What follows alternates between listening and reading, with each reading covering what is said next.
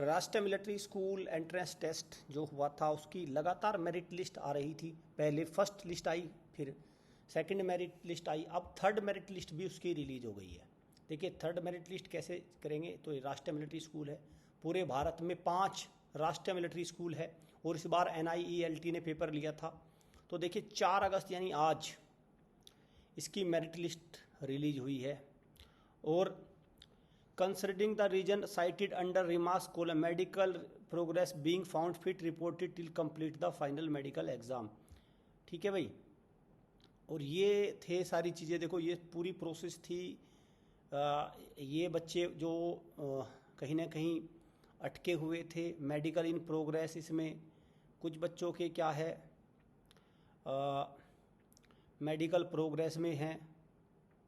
ठीक, ये medical fit वगैरह हुए होंगे। क्लास 9th के हैं तो बच्चे, देखिए ये क्लास 9th के बच्चे हैं। ये भी अभी इनका मेडिकल रीमेडिकल इन प्रोग्रेस है, मेडिकल इन प्रोग्रेस है। तो अभी एक तो ये भी बचे हुए हैं, ये तो इन्होंने अभी नाम नहीं लिया। अभी कक्षा 6 में भी बहुत सारे बच्चे ऐसे हैं जो रीमेडिकल के प्रोसेस में हैं। तो ये देखिए ये कक्षा 6 के बच्चे हैं अभी, ये मतलब, और अभी ये मेडिकली फिट होते हैं तो ये एक लिस्ट भी बनेगी। ये हो गया।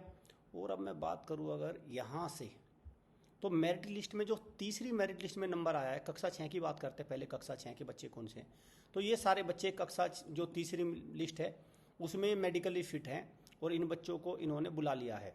समझ गए भाई, ये कक्षा 6 के सारे बच्चे हैं जो मेडिकली फिट हैं और इनको इन्होंने बुलाया है। तो ये पूरी लिस्ट है। और ये कितनी लिस्ट है, ये है टोटल आपकी 45। ठीक, 45 है, 64। ठीक है, टोटल मतलब 45 ये हो गया और ये हो गया 64 बच्चे। तो ये है कक्षा 6 के 64 बच्चे हैं। और आपका अगर मैं कक्षा 9 की बात करूं तो कक्षा 9 में कितने बच्चे हैं? कक्षा 9 में है आपका ये बच्चे हैं। तो ये नंबर कितना है? ये नंबर है आपका 11। तो 11 बच्चे ये हैं कक्षा 9 के लिए। और ये अंडर कंसिडरेशन है। ये बच्चे क्या है? अंडर कंसिडरेशन है। ये कक्षा 9 के बच्चे हैं अंडर कंसिडरेशन, और कक्षा 6 के भी बच्चे अंडर कंसिडरेशन हैं। दैट इज ये नंबर 15 बच्चे हैं अंडर कंसिडरेशन कक्षा 6 के। ठीक, तो इनका भी रीमेडिकल है, मेडिकल के रीअपील किया है इन्होंने, या मेडिकल इन प्रोग्रेस। तो एक फोर्थ मेरिट लिस्ट के बारे में भाई, बिल्कुल फोर्थ मेरिट लिस्ट भी आनी चाहिए, लेकिन उस पर एक संकट अब इसलिए बनेगा फोर्थ मेरिट लिस्ट पे। यहाँ से आप क्या कर सकते हैं, ज्वाइनिंग लेटर यहाँ से, जिनको भाई यहाँ से ज्वाइनिंग लेटर हो जाए, कब कब क्या रिपोर्ट करें। लेकिन एक संकट मैं बता रहा हूँ अब बन गया है। संकट पता है क्या बनेगा?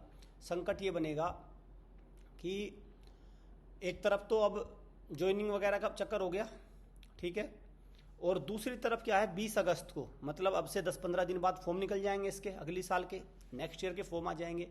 तो अब मुझे ये लगता है कि फोर्थ मेरिट लिस्ट इसलिए नहीं बनेगी क्योंकि वो अब अगली साल तो जाहिर सी बात है अब यही बच्चे तकरीबन अगस्त सितंबर, तो मुझे लगता है फोर्थ मेरिट लिस्ट के बनने के चांस इस वजह से बहुत कम हो गए हैं।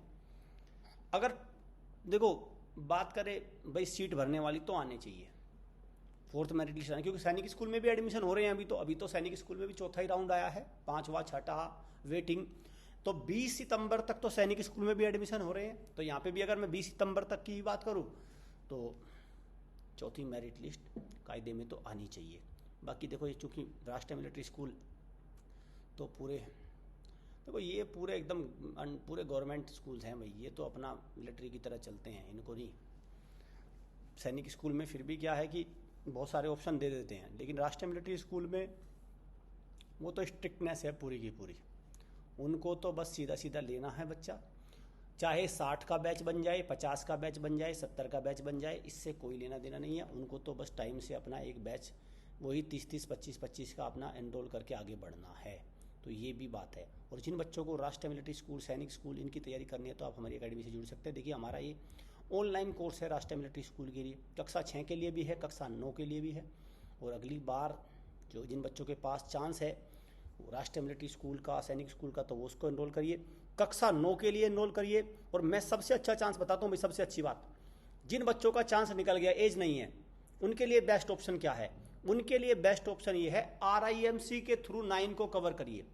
RIMC एक बीच में होल्ट है, उसकी तैयारी करिए, वो आपसे निकलता है तो ठीक है, नहीं तो 9th को क्रैक करिए। मतलब 2 ईयर अगर आप तैयारी करेंगे तो या तो RIMC निकलेगा, नहीं तो RMS सैनिक निकलेगा, और आपकी एक एजुकेशन अच्छी होगी।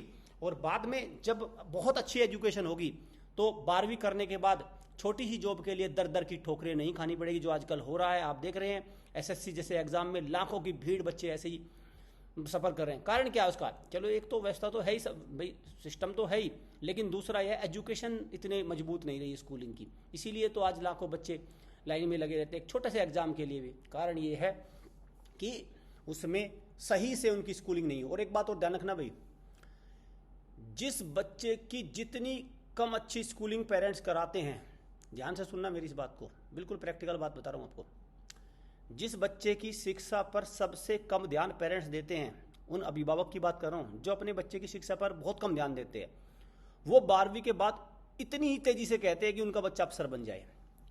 12वीं तक अपना वो घड़ियाल की तरह आंखें बंद रहेंगी उनकी, सोए रहेंगे अपना, और जैसे ही 12th होगी तो उनका सबसे पहला कहना यही है कि उनके बच्चे की नौकरी, वो पूछने लगते हैं भाई कब लगेगी तेरी नौकरी। 12वीं होते ही पूछने लगते हैं कब लगेगी जॉब, कब लगेगी जॉब। जैसे जैसे बहुत अच्छी स्कूलिंग कराई थी उन्होंने, बहुत कक्षा 1 से लेके 12वीं तक बराबर ध्यान दिया था। जो पेरेंट अपने बच्चे को अच्छी स्कूलिंग कराते हैं, बढ़िया शिक्षा करवाते हैं, वो इतनी जल्दी डिमांड नहीं करते। नहीं भाई, वो कहते हैं ठीक है अपना आराम से लगे रहो, जो आपको अच्छा लगे वो कर लो। लेकिन जो अभिभावक कुछ नहीं कराते, वो 12वीं करते ही एकदम हेलीकॉप्टर बन जाए उनका बच्चा, तुरंत ही IAS निकाल के धर दे, CGL निकाल दे, इंस्पेक्टर बन जाए, NDA निकाल दे, सारी एकदम टोकरी जो उनकी होती है अपेक्षाओं की, उम्मीदों की, वो सारी भर के रख दे। भाई मैं यही कहूँगा, बस अभिभावक को इस बात का ध्यान रखना, क्या आपने 12वीं तक बच्चे की स्कूलिंग अच्छी कराई थी, कुछ कराया था? अगर कुछ कराया था तो बच्चा आपको बहुत कुछ दे देगा, कुछ नहीं कराया था भाई तो कुछ नहीं मिलेगा। तो मिलेगा तो क्या, सिर्फ मिलेगी बेरोजगारी। ये आपको ध्यान रखना है। और ये सारी जो आफत है वो बच्चे पर ही आकर गिरती है, इसको भी आपको ध्यान रखना है। इसी बात के साथ मैं अपने इस वीडियो सेशन को एंड करता हूँ। Thank you friends, thank you friends.